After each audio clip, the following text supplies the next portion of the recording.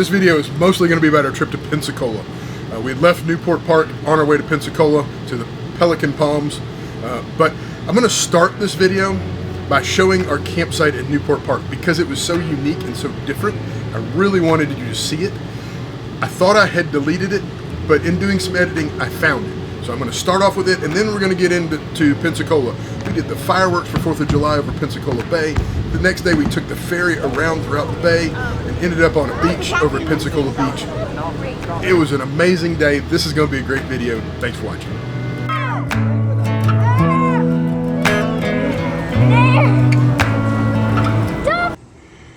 All right, here at Wakulla County, Newport Park. It's a different kind of site than I've ever seen before. This is called a pull-in site. Not a pull-through, not a back-in. It is a pull-in. We're site 15. I don't know if you see the little sign there by the palm tree. Come back over here. See, it's full hookups, 30 amp, 50 amp. But you pull in because of where the hookups are. You got this space over here. You see the neighbors are in the same boat. They also have pull in. Now we needed to tow away or drive away, so we had to finagle the car out of there, but we got it out. Now we gotta get it back in to hook up.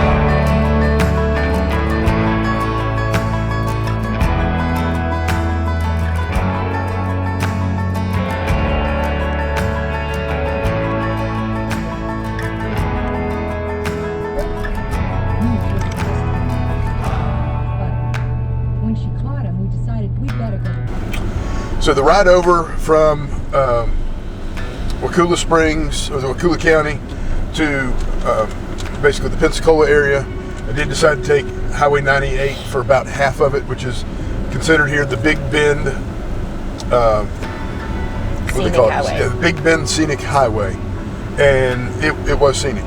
It was a really beautiful drive. And honestly, the traffic wasn't bad. And yeah, I was a little surprised. You know, it slowed down. So I knew we were going to be going through Apalachicola, St. Joe, some other areas where there's beachy towns, and I expected it to kind of bottleneck. It was the 4th of July. We traveled on 4th of July, and I thought that it was going to be pretty rough, but it wasn't.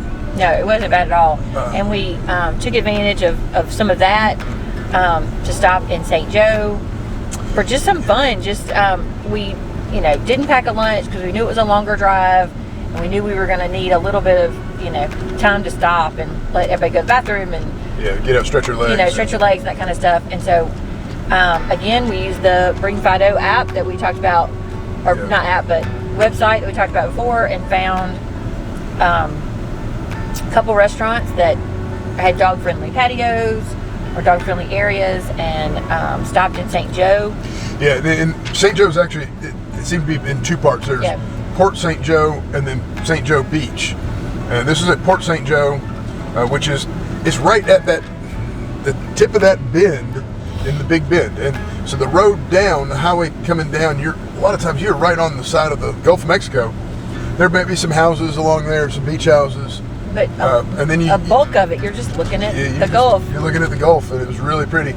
So Port St. Joe actually has the lighthouse that used to be out on that far tip, and it's Cape San Blas. There you go. I asked. Because it kept getting messed up with hurricanes, they finally decommissioned it, and the Air Force was the last one to run it. They moved it in, and then in the 70s they gave it to the town, and the town keeps it up. And they actually kind of have developed a little... It's like a whole park around it, and fortunately, because it was the 4th of July, and they were setting up for a huge festival that didn't start until 7, there was these huge swaths of parking lot that were like available to park in. It worked well. It worked well for the camper. And so we, found a place. We walked around a little bit. The first place I thought was open turned out not to be open. A lot of the restaurants apparently downtown were setting up for 4th of July evening festivities, so they closed so that they could be, selling or kind of food trucking it at the festival, including even the one that we ended up at, which was the Keeper's House, and which was fantastic. Yeah, very good. And then it was a beautiful patio, beautiful inside, really unique interior. But what was fun about that lunch stop is that as soon as we ate lunch, we walked over to the lighthouse, kind of assuming we could just kind of walk around the visitor center. And the lady was like, "Did you want to go up?" And Sam Henry has been on the wrong side of height or construction for all our lighthouse adventures. Yes. And so he was like, "Yes, we want to go up. I'm tall enough. Look, I'm tall enough." And we had the dog with us. So Jonathan elected to keep the dog downstairs, sit in the cooler porch area, the breeze coming off the bay, and me and the kids went up. Interestingly enough, she told us, since we had on flip-flops, just to leave our shoes at the bottom of the lighthouse. So if you see some of the video I took, you might see that we're barefoot. That's why. That's why she told us to. It is a neat lighthouse. It's a very unique structure. They call it a skeleton structure. They've done a really good job of keeping it up. It's in really good shape. The stairs get so narrow at the very tip. When it narrows just that ever so little bit, those stairs go from like a normal to not even wide enough, like sideways for my foot. So I actually was kind of glad I was barefoot, because having on my big old sneakers might have made me feel a little more wobbly. Of course, the view from the top, which I videoed, remembered to video, and the kids took some pictures, but it was a gorgeous view of that point and that town. You can even see where we parked our camper. We really enjoyed it. It was a neat experience. I mean, it was 122 steps up and steep steps.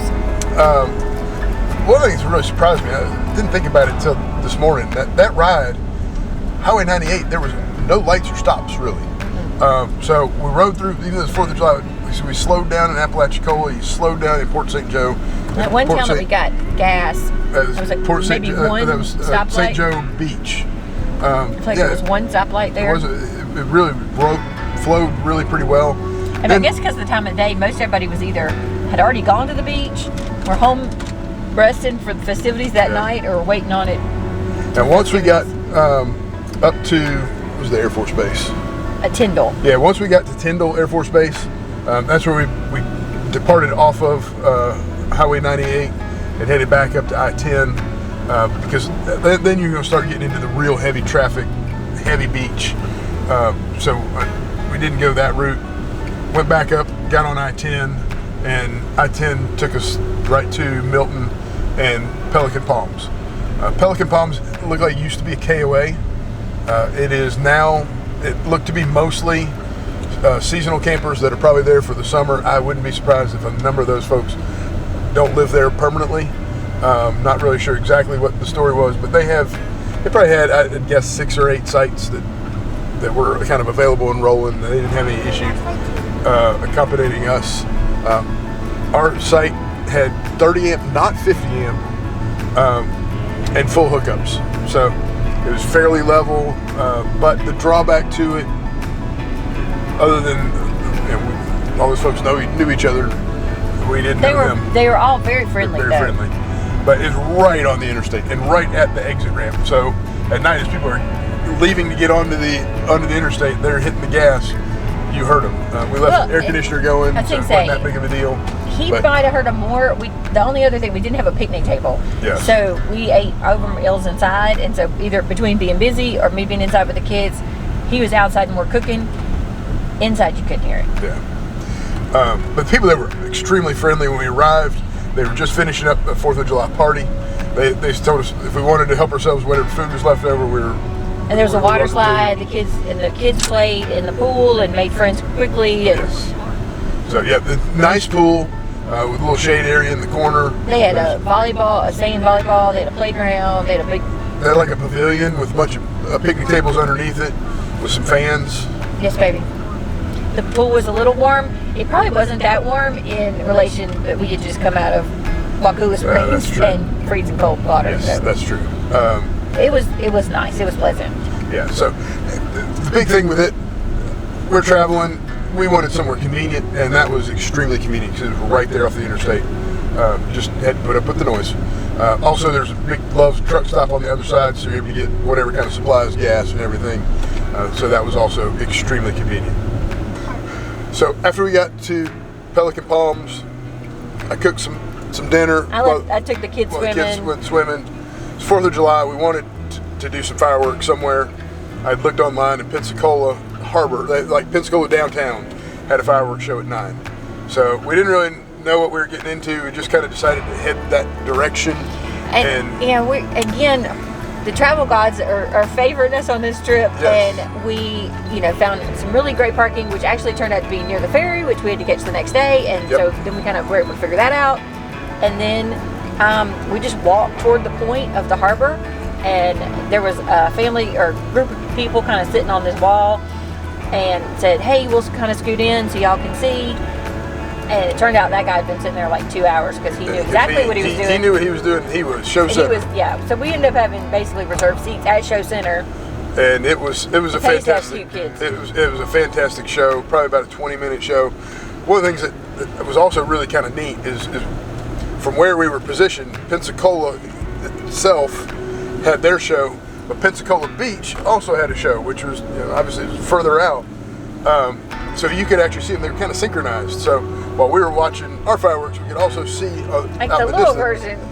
Out, and the people that we met on the ferry that were from Pensacola told us basically that because of the two shows, almost anywhere in that whole area, you could just, wherever you were, you could go out and see a show. I've so that was pretty seen cool. online that there was somewhere in that harbor area, there's an amphitheater. They had an orchestra that performed a show prior to that.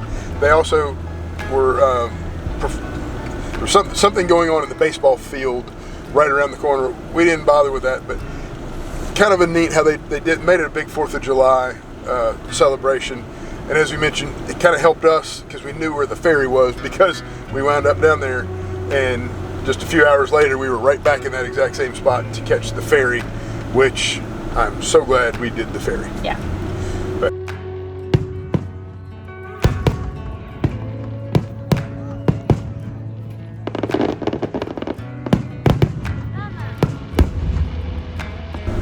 a couple weeks before we left on this trip, I was looking online about what kind of activities to do in Pensacola, and one of the suggestions that I found was to take the ferry service. So I looked into it. We really wanted on this trip to try and experience the Gulf Shores National Seashore, and just so happened that the Seashore, the national park, had partnered with a ferry service to ferry folks from Pensacola Harbor over to the seashore, and specifically Fort Pickens. So we talked about it and decided to go ahead and book that for the day. So glad we did. It really was. I mean, I think we said it was a little right at $100. It was right at $100 for us. It was $30 for adults, $20 for kids, plus a $1 processing fee, so $101. And we parked right downtown, and of course, being the Friday after 4th of July, there's not hardly anything going on downtown. And we were able to just hop on the ferry right there. About 45 minutes later, we were at Fort Pickens. The ferry doesn't run like on the hour; it runs on a schedule. So kind of plan that accordingly. I would say the things that we should have taken were like a swimsuit or change of clothes. Yes. Because it is really like the beach right there. It's on the inside of that bay, and so after touring the fort, which was super cool, and I'm sure yes, there's all kinds of cool things to see there. The visitors should be open summer of 25, so depending on when you're watching this. But the beach is right there, so I mean the kids were able. Once we got done touring, it was real hot. The part at Fort Pickens was hot. Yes, it's the 5th of July. You would expect it to be hot in Florida. There just wasn't much of a breeze, but it was really neat. There was a self-guided tour as you walk through the fort. The fort was built in the early 1800s in a way to try and protect the Pensacola Harbor and Pensacola Navy. Yeah, it was part of 4 forts, and they did a great job kind of explaining how it they work together. It was pretty much the main one. There's another one inland that's next to the Air Force Base or the Navy base. In the Navy, it's actually in the Navy base. Yeah, but it's really neat to take the tour, see how it was constructed. And there's the cannons are there, and they've got that, you know, curved thing where the cannons can pivot and fire, the guns can pivot and fire. They even had one section of it is if somebody had breached the embankment wall, that they would end up in this ditch, and the guns would be pointed down at them into the ditch. I mean, it was really well thought out. There was ammunition or gunpowder, what they call gunpowder mines, so like tunnels that ran up under the walls, so that if they were completely breached, they could just blow the whole thing to bits. And there is actually a corner that was blown to bits by accident. In later years, it just was really, really neat. But it is just out on this point. There's no trees. Yep. There's very little shade besides in the fort, but in there, then there's no wind. Now, one of the neat things, a couple of the Rangers did dress up in Civil War era outfits and gave a little talk about what it would have been like to have been stationed there during the Civil War, and then they fired a musket and showed the process that they had to go through. 9 steps to fire that musket. Yeah, it was, and they were so animated. He did such a great job of really telling the story and keeping you engaged in the story. Yeah, so and he really played in people and history events that like carried on. He did a great job. And then the guy that fired the musket, he looked more the part. He had the old-fashioned looking mustache, and it was really a neat experience. We were really, really thankful. One of the kind of fun things about the whole day is that we started chatting with a lady on the ferry, because she'd used Charleston as an example, and I was like, have you been on this tour? Is there enough? Like, what am I going to do with my kids for 3 hours at Fort Pickens? What else? Is there anything else to do? You know, and I just kind of got to chatting with her. Well, the kids got to playing. They're all kind of the same ages. They range from like 7 to Claire being 11, and we just ended up. We were like, okay, look, we're going to be on this ferry together. We're going to be at Fort Pickens together. Only one ferry comes at 1 o'clock to take us to Pensacola Beach. We'll be at the beach together. So we just kind of decided to partner up. Yeah, we just hung out with them the whole. So we made it, instead of 2 adults and 2 kids and 2 adults and 3 kids, we just had 4 adults and 5 kids, and we just all hung out. And the kids played really well, and they had a good time, and they had somebody to play in the ocean with. Because it was so hot at Fort Pickens, we did let the kids go splash around a little bit before the ferry arrived to take us down to Pensacola Beach. Then we hopped back on the ferry at 1 o'clock, and it took us down to Pensacola Beach itself, which, not being from here, didn't really realize that Pensacola Beach is a completely separate thing.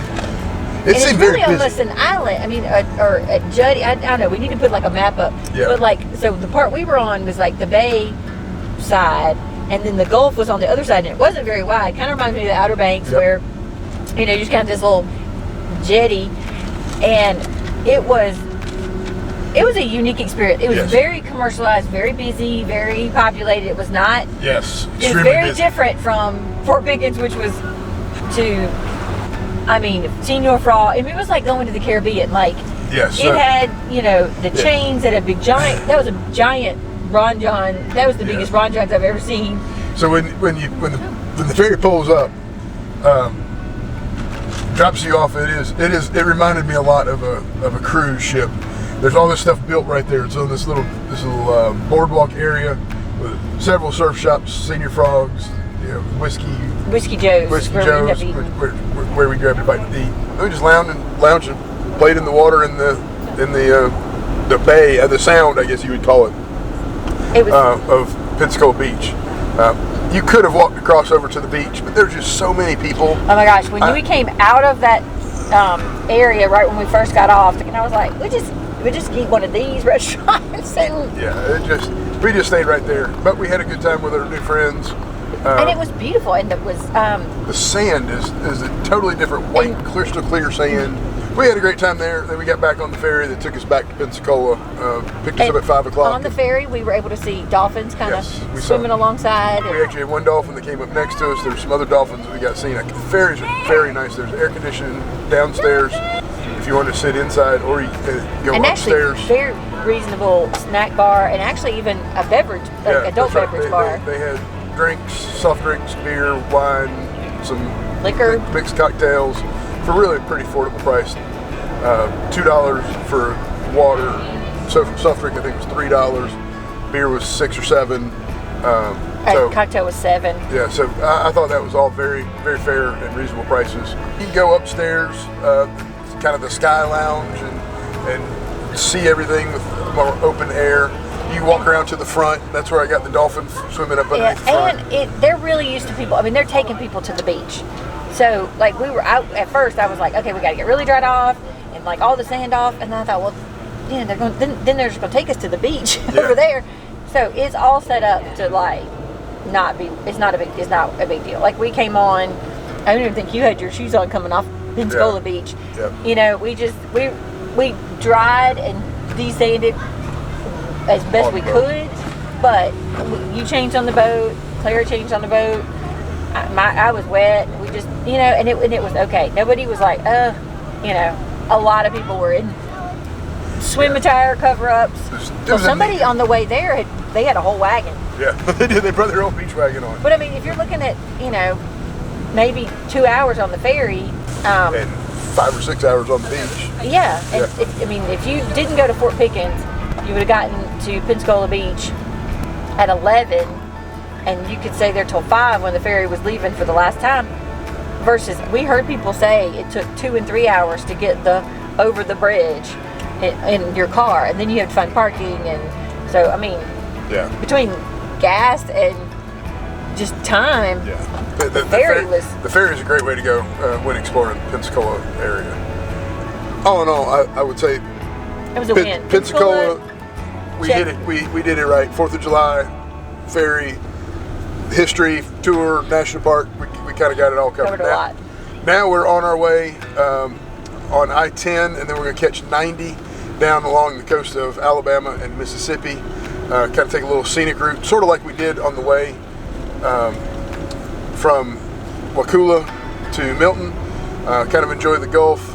We're going to be spending the night on a blueberry farm on a hip camp site that we found. It's just a one-night stop north of Lake Pontchartrain as we head up to the Natchez, Mississippi area. We're actually be staying on the other side of the river in Vidalia. That site is right on the Mississippi River. So hope you enjoyed the next video, and come check us out and see what that trip was about and what we're going to do up along the Mississippi River. Thanks for watching.